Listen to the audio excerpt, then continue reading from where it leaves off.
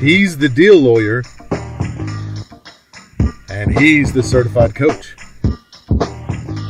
Find out what happens when these two professionals talk about universal questions and topics that require insightful answers. This week, the guys meet to talk about. This episode starts now. Hey, good morning. Thank you for joining us on Ask a Deal Lawyer and Executive Coach. We've got an exciting episode today. I'm Steve Bolden. We've got over here PJ Dunn. Hello. Yeah, extraordinaire. And we got a special guest with us today, Ashley Gradney. Good morning. Good morning, everyone. And I want to remind everyone, please like, share. It's real important. And also, this is interactive. We want people to speak up, tell us what you're thinking. We don't always have all the answers or anything like that. And so we really encourage that. And just want to start out and say happy birthday to PJ Dunn, the Dr. Phil of Dallas. Oh my God. Happy birthday. Last week we weren't on. PJ had I won't say the number, but a big celebration bash and everything. And it was a heck of a party. I was very fortunate to have been able to join and be there and everything. I really enjoyed it. And so tell us how it feels to be 30 years old. Great, again. Once again, it's great to be 30, and I appreciate all of your support. Well, today we have a very interesting topic. If you haven't been paying attention, you know that the National Anthem protest is back out there again. Mm-hmm. And just recently, Dak Prescott got involved, and he had to make some statements. And it's a controversial topic. And one thing we want to talk about is what happens and how does it impact you? Like, what is it about the National Anthem protest what you can learn from and that you can learn how to achieve your goals? And there is a way to do that. So imagine if you're an African-American woman, you're a general counsel of a Fortune 500 company, mm-hmm. or you own a business, you're a CEO, and so you have sort of a public persona at times, and someone asks you, hey, what do you think about this National Anthem protest? And we want you on the record. Speak up about it. What do you do? Who are you speaking to? What if you have African-American children or whatever? You have all these various interests. What do you do? Well, I don't have to pretend to be an African-American woman or a business owner. But I think it's a complicated issue because you have several different components. What do you feel internally about the issue? How do you want to be perceived with your family and friends? And what storyline do you want to give to your kids and give them advice for real life? And then on the other end, you're representing a business and a brand that you may mm-hmm. not have control over the outcome, and your words and positions may have consequences. Yes. So it's a very difficult issue. And I think for a lot of people, you don't know what decision you want to make until it's game time. I agree. And I don't think you should ever take a situation or position too quickly, especially when it's this nuanced. So I think if you are Dak Prescott and a microphone's put in your face, yes, I think you want to make sure that everything you say at that moment is deliberate and not something where you just take a stand because it's popular or because you think it's going to do certain things for you. I think you should start off with just saying, you know what, this is very nuanced. So give me a little bit to think through this, but I'm going to try to be as accurate as I can if you're trying to go for the real authenticity. And some of you, if you're watching, I don't know, do you think that Dak handled it well? What were the considerations he needed to think about? Or for an African-American woman in this situation here, what are the considerations? And so one thing I want to talk about is like kind of the background of this whole issue. Yeah, give us some background. So in 2016, as you know, lots of professional athletes began to protest. And doing so, it was against police brutality and racial inequality. Mm-hmm. The demonstrations caused an uproar. Yeah. Some were very proud of the ones who were protesting. Mm-hmm. They called them being woke. Mm-hmm. They said they were being politically urgent, mm-hmm. and even being patriotic because they were exercising their First Amendment rights. Yes. On the flip side, there were other people who thought they were being unpatriotic. They were being disrespectful to the U.S. flag, mm-hmm. to the national anthem, et cetera, et cetera, et cetera. I'll tell you what, if you want to clear a room, if you want to get people to either speak up or be quiet, mm-hmm. you talk about this issue right here. And what we do, PJ and I, we go right to the issues. Yep. We talk about them when they're controversial or not, because we want to help people and guide you through these kinds of things here. And so there's no wrong answers. And so I want you to speak up. We're Cowboys fans. Yep. We're Americans, and we're also obviously against police brutality Yes. and those kinds of things as well. And so what do you do? So there's a couple different factors that I've thought about in this whole issue. And we can take Dak, for example. When he spoke Let's out. take Dak. Dak eventually had a mural that was painted here in Dallas of him, based on the show The movie Get Out. The Get Out. Mhm. Yeah, and it was pretty embarrassing, I think, in many ways. Yeah. And then the Breakfast Club. I don't know if you're familiar with the Breakfast Club. Very familiar. He Yep. got the Donkey of the Donkey of the Week award and everything. Yet at the same time, later that mural was defaced. Yes. So it just it highlights how controversial this issue is. We have to understand, when you're talking about the national anthem, you're talking about a ritual. And when you talk about rituals, right, there's some good and there's some bad rituals that are out there. Yeah. But what we notice is that when you take a collective ritual and you make one little variance to that ritual, somebody will say, hey, you're not doing that right. You're not washing your hands first before you do it. You're not standing tall enough. You're not doing this. So the fact that Kaepernick, when you historically kneeled, you were guaranteed to get an outlash back to that, or some sort of anger towards that, because he varied from the collective norm. So see, the thing is with rituals, just real quickly from the Yes, please. behavioral science side of it, rituals actually can do three good things, right? It can build cohesiveness to any team. It can build solidarity to anyone, whether they're a team or not. And it also creates loyalty. Because if I see that you care about what I care about, and we seem to both care about in the same passion or the same way, then you can lift a whole group of people. Yeah. MLK was able to do that, and we got a whole list of people, right? And Martin Luther before Well, that. PJ, when you talk about, behavioral norms, we also have to go back to the historical side of the national anthem. Yep. And it doesn't, I think what Colin did made sure that people understood that the national anthem did not necessarily represent everybody. And that goes back to, your exposure, your experiences in life, and your cultural background. So that's important, and that is the melting pot of America, and why we have so many different opinions about this. I Yeah. agree. I agree. And so I see people joining and coming in and everything. Yes, and there's Rico and Daniel over here. Yeah, Mark Razzo, Kevin Porter. Hey, how are y'all doing? see I saw y'all. some others as well. Hi, good morning. And what we're talking about is a national anthem protest. And what you can learn from. And Colin is, of course, one of my fraternity brothers, yo. Okay. And so when I see All Kevin, he right. said, All "Looking right. good, Noob." And so I'm just being clear about that. I'm not Okay. biased or anything like that. But listen, there's lots of people, characters, institutions involved in this controversy. Correct. And it boils down to respective interests. Yep. And I think this becomes a powerful case study on goal setting, what one may do or say to align with their tribe or to achieve their respective goals. And I think there's three secrets to this, where that we can look at this and be able to gain some insight and help us with our own goal setting. I know it sounds strange. How does this apply and everything? But number one, I think you need to know who your audience is when you are speaking or trying to achieve a goal, the wider audience who might see you or be impacted by what you do. For example, if you're an African American woman, general counsel, CEO of a Fortune 500 company, and you're asked to speak on this, and you're speaking to a media organization, everything like that, who's your audience in that respect? Right. I think it's pretty wide. Yes. Very wide. It's very wide. And among that wide audience, there are going to probably be some people who agree with you, no matter what you say, and they're going to disagree with you. Yeah. Yes. And I think that you have to know who that audience is. I agree. And be aware of that. I agree. So if you're talking about first steps, that is it. So first of all, you do need to know who you're talking to. If you do not know who you're talking to, that would not be the wisest thing or the most eloquent thing you could ever possibly do. Yeah. So I would say the approach starts off with the idea that, what am I trying to do? I'm trying to unify, even though I'm doing something that doesn't look like I'm unifying at all, which means I'm calling attention to something, which that should be fair, but it's going to come down to how am I going about it, and then how others might see it. And I'm glad you brought that up, because with respect to Colin, his goal Right. is to end police brutality and racial inequality in the United States. Right. That's his goal. Okay.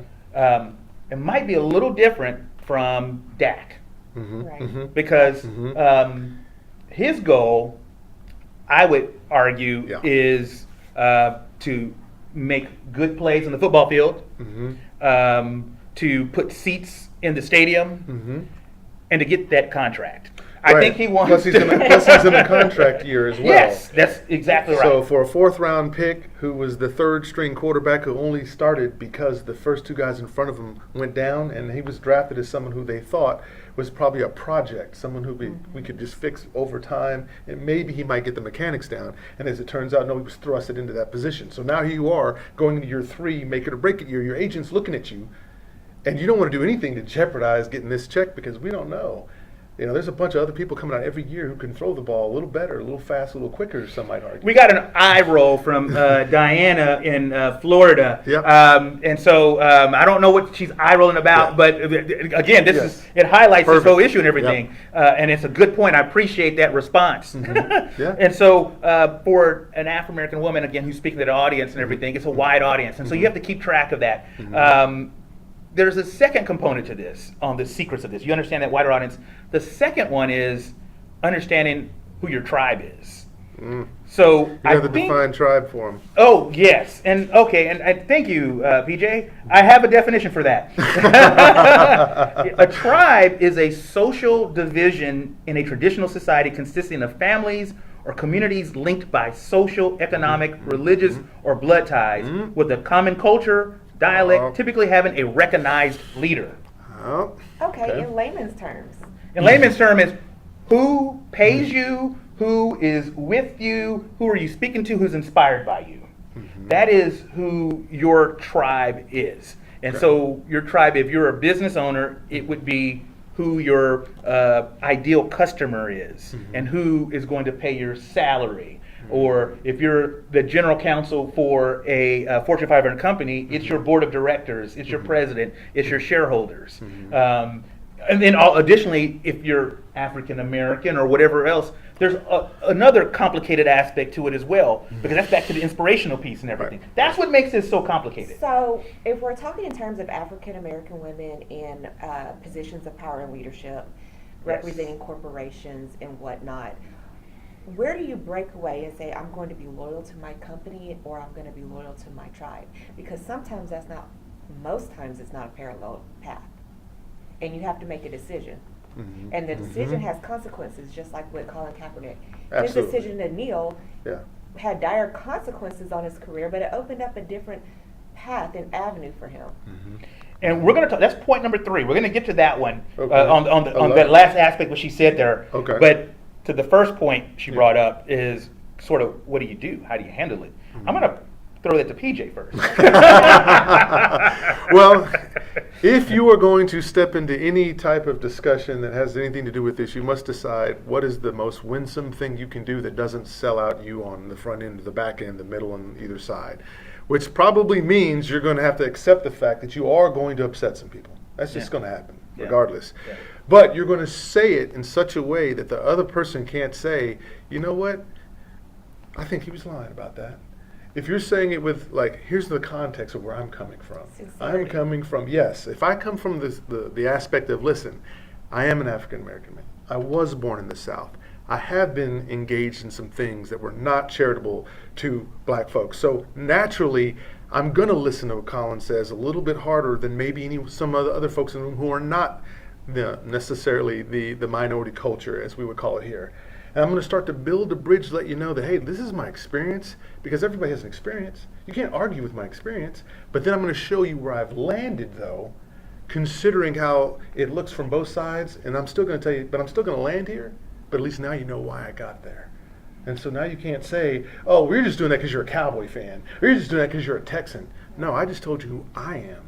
And now you have to see me as an individual. Because, see, we're talking about something that's collective, but it's going to start with individual first. Good morning, Rakia, and some others. If I didn't say good morning to you, I apologize. But we're in the midst of this conversation. We're talking about how to deal with a situation where you're an African-American woman or man or owner of a company, and you're being asked to speak out on national anthem protests, and you have various different people who are looking to you, and you're beholden to different people, and you have to now talk about your tribe or deal with your tribe.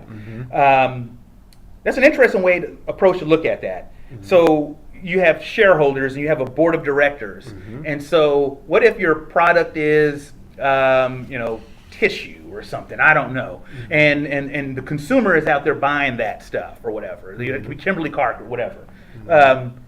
Your consumer base is very diverse. And so you think that that's a fine way to approach that, PJ, the way you said it there? Well, I think because again, when you're looking at it, I'm looking at specifically how it was positioned to Dak. Okay. Right? See, he's having to follow. So the context is important. He's following up something that was said by Jones first. So it wasn't like he just started spouting out, this is what I feel about the anthem. So we always have to put it in context first. So to me, I'm thinking you're going to be judged as a person. So you might as well speak as the person rather than trying to speak as a collective, because at some point, what if you're on the wrong side of that argument? And again, if you're on the wrong side of the argument, that's still fine if you're really that committed to it. But I don't think Dak's that committed to this. I think, to your point, his goal is, this is my contract year. I'm not going to do anything to interrupt that paycheck necessarily. But he didn't find the best way to make sure he answered. I also care about social injustice as well. He focused only on one side of it, which was, hey, if that's what we got to do to get our check, I'm going to do that. I don't think it's the time and place. And he went there, and he shouldn't have went there, I don't think. I think where he should have went was simply, I care with both situations. So just understand, I am in a dilemma, really, right now. But here's where I'm going to land. Should he have just shut up? No, I think Jones already put him out there. I think it really, to me, this is on Jones because he's the owner of the company, and once he makes that statement like that, and the quarterback is the leader of the team, and everybody looks at the quarterback. Everybody loves Staubach. Everybody loves Aikman. People love Romo still. He's the next new guy. So people obviously care what he's going to say, especially since he's a black quarterback. But the issue becomes, how far removed is Dak now? Did he isolate himself in such a way that he's on an island and we've got to bring him back to the mainland? I think to some people he did isolate himself to, absolutely. But I think he also has to know that that's going to happen regardless, because you're saying something that is nuanced. Yeah. You know? And we encourage you guys to like and share, let people know that we're talking about this subject and everything. We'll appreciate that. Thank you for joining us here. And that's exactly right. Is this unique to people of color? And maybe not. But in this situation, the tribal leader, if we're talking about this tribe aspect of this, is Jerry Jones. Yep. And Dak is beholden to him. Just imagine you're on a job and your employer, your boss is saying certain kinds of things and expects certain kind of things. Nothing illegal or anything like that, but that's where you work. Yep. So this is very much something that can happen, and it happens to all of us. Absolutely. What do you do? Yeah. How do you juggle all those kinds of things? I know I'm not giving any answers just yet. Yeah. I want to keep you in suspense a little bit. But should the company kind of embody some type of policy for this? We're in the world of social media. We're broadcasting live. Yes. Teachers have gotten terminated for voicing their opinions about certain issues because it didn't, vibe well with the independent school district that they represented. So as leaders in corporations and companies, should we give some type of expectation for what our employees should have? Ashley, so you brought up a very good point because you mentioned policy. Yep. And so on May 23rd, 2018, the NFL commissioner and team owners approved a policy requiring all players to stand during the anthem or be given the option to stay in the locker room during its performance.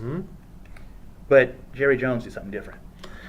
He did, and they backed up off that policy, and they kind of froze it for a moment. So see, again, what we have here is the leadership here is horrible. I'm sorry, with NFL, I've got to call Goodell out on this one. This is horrible. This should never play out in a public forum like this. This should be something pre-thought out, something that you already know. You've already weighed the pros and cons. And what this is saying is, we don't really quite know. And they should know how Jerry, after being embroiled with them in some battle last year, right, that he would say something like this that would make them have to really stand to what they were saying. So again, they're not showing that they thought this through. And Rukia has just brought up a good point here. It hasn't been well thought out. Right. Does there need to be some diversity inclusion training or something to that effect, or is there a lack of is there a lack of wokeness or There's or- definitely. I mean, look at the NFL and what it comprises of as far as owners and leadership. You got a bunch of middle-aged, older, white men in leadership without the experience and exposure that their players, the people that they have working for them, represent. So there's a disconnect there, and it's a big disconnect, and it's not something that's new to the team players. It's something new to the owners and people in leadership because they've never had to deal with it before. So do you approach it as more of a national policy or more of like a states' right policy, individual or collective? Yeah, and Ashley, you're bringing up again. This is not unique to the NFL. No. I think this is applicable for a Fortune 500 company, Sure, for sure. A closely held company. Well, they're built the same way. Exactly, and you still find the leadership is sort of the demographics you kind of explained there, and then down below is a change in demographic with different interests and everything. And so maybe there's a lack of wokeness, training, or those kinds of things. Absolutely, Rakia says. Well, see, Thank you, Ricky. now see, here's the crazy thing about that. So even that is nuanced because there are a lot of folks now, a lot of companies that don't like D&I because they think, oh, here you go. Now you're going to beat up the white guy and tell us we're not diverse enough, we're not including people enough. So you even got a backlash. Oh my goodness! I have been neglecting the Instagram family. They have been saying things, and I apologize for that. Oh goodness! Well, Daniel says, I appreciate you guys discussing this. So So someone is saying super.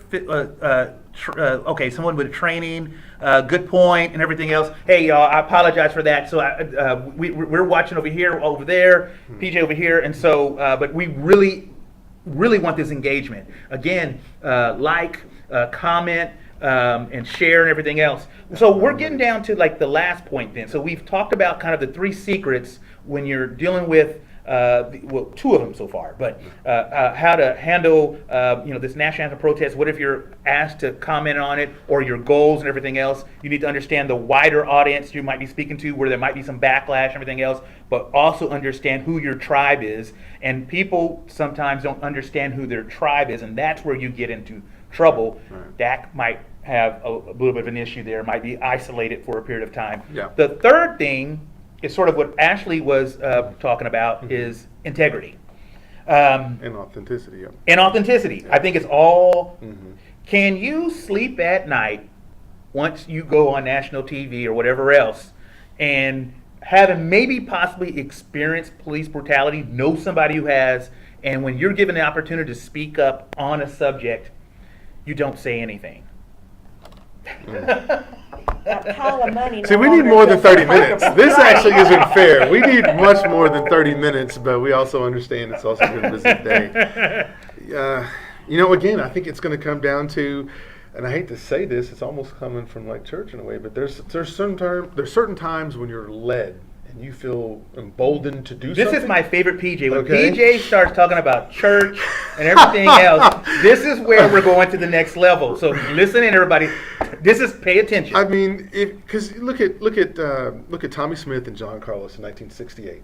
Right? What did they do? They raised their fist, but they put their head down when they got up there and they'd won their gold medals. That was also doing the same thing that we see now, except for Collins kneeling, which is making the body smaller, where they made the body larger by doing this. And so you can read body language and get some behavioral science out of that. But my point is simply this: even if people don't agree with you, they still have to respect you for telling the truth. And if you're able to tie that into what your background is and where you're coming from, I mean, do you really expect somebody coming from the South to not be able to have an opinion one way or the other about how they feel about social injustice? I mean, to expect somebody not to have that, and not to say that it's only the South, is kind of ridiculous. So in some place, what we need is some grace. When somebody starts to talk, Grace.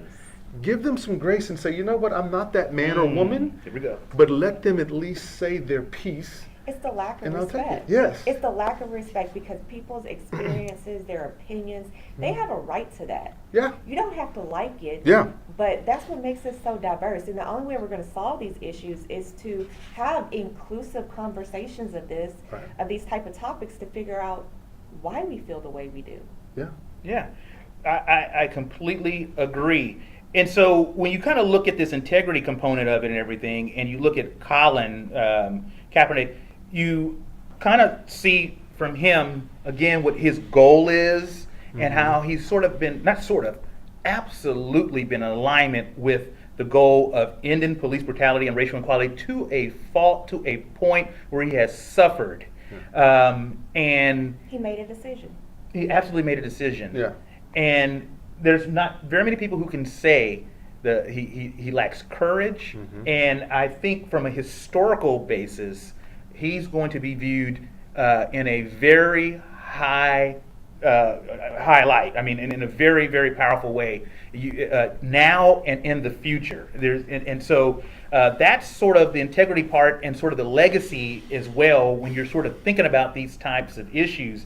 So again, when you're a person of color and you're a CEO of a Fortune 500 company, you're the owner of a business and those kinds of things, when you're in that kind of position, and when you're brought this type of issue, and this issue is going to come to you. It is. Absolutely.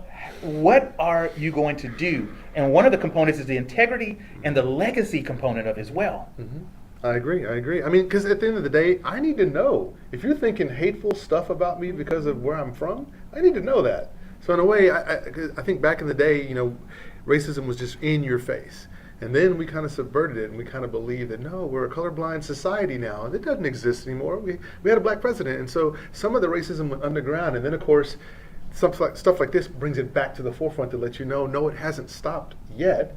And we still need to continue the work, because I don't think if Martin Luther King Jr. was alive today, I don't think he'd sit here and go, yeah, we've done it. Yeah. We've done it. I don't think we'd get that. Yeah. Going back to Colin's decision and the integrity, because he took a stand and he may not have understood the impact at that time, he made a decision, he stuck with it. And the importance of that is he gave other people the courage to define themselves in whatever way that they need to speak out about police brutality, because maybe it's not police brutality that hits you on your front door. Right. Maybe it's discrimination at your child's school. Yeah. Yes.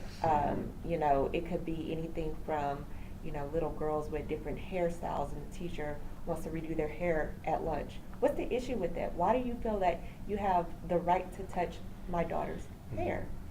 And these are issues that people have in it's real life, and it could be at the grocery store, it could be on a church parking lot, it could be anywhere. So it's not a matter of if it's going to come to you, it's how it's going to come to you. Because we're going to face these issues.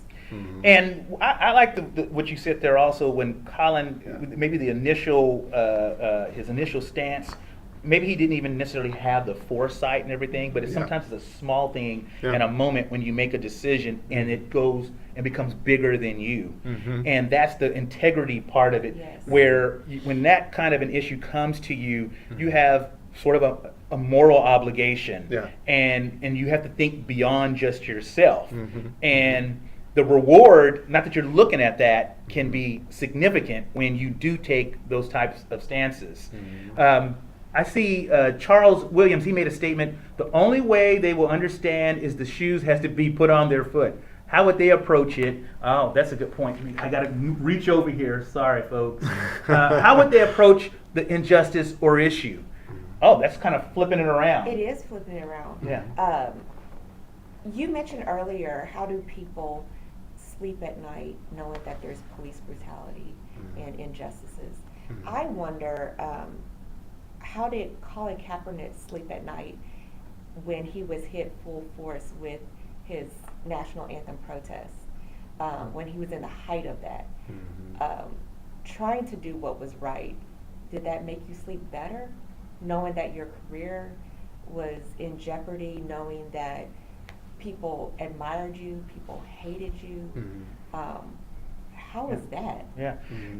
Hey, we got 2 more minutes to go here, and I love that right there. That is a powerful statement. We're running out of time. And PJ, I think you offered a couple of nuggets related to thinking about kind of personally your background and everything else. I think that's I urge everybody to kind of go back and listen to this, because there's a lot of important things that all of us we talked about here, and this is an important issue, and most important, we need you to share this.